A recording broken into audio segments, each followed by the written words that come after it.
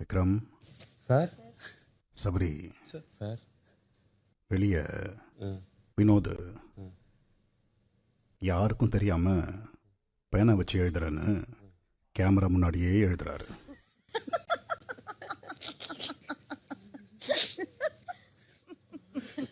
நீங்க 2 பேரும் என்ன பண்ணுங்க, வெளியே போய் அவர்கிட்ட அவருக்கு தெரியாம பேசி அந்த பேனாவை எடுத்து ஸ்டோர் ரூம்ல வச்சிடுங்க. Okay pass. அவர் சொல்லுவார், பாட்டு எழுதுறேன் அப்படிலாம் சொல்லுவார். அதை பற்றி எனக்கு கவலை இல்லை, பாட்டை மனசில் எழுதிக்க சொல்லுங்கள். இப்போ கூட பாருங்க, யாருக்கிட்டையோ பேசதான் நினச்சி கேமரா கிட்ட பேசிட்டு இருக்காரு.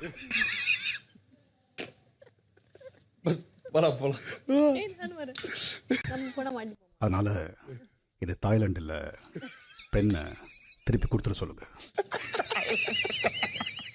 கேஷுவலா போய் எல்லாரும் போயிட்டு வரோம்.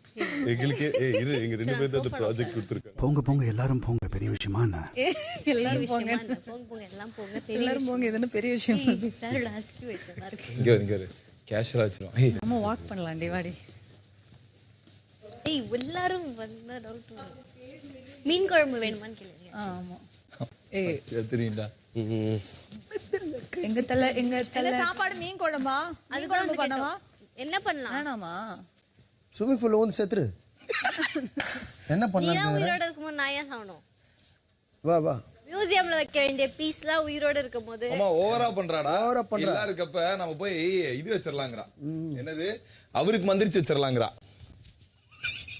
அந்த மோதிரம் எங்க? நாளைக்கு செஞ்சிடலாம் சாப்பாடு. எது நாளைக்கு என்ன செய்யணும்? மீன் குழம்பு நாளைக்கு செஞ்சிடலாம்யா. இப்போ இருக்கிறத சாப்பிடலாம்யா. அம்மா சாப்பாடு என்ன இருக்கு சாப்பிட? ஏம்மா கஞ்சி இருக்குதுப்பா, சப்பாத்தி இருக்குதுப்பா. எனக்கு ஒரே ஒரு டவுட் தான். இப்ப கேஷ் பாக்ஸ்னா வெப்பாங்க எடுத்துட்டு போறது அவ்வளவு மட்டும் தானா? அது எனக்கு தெரியல.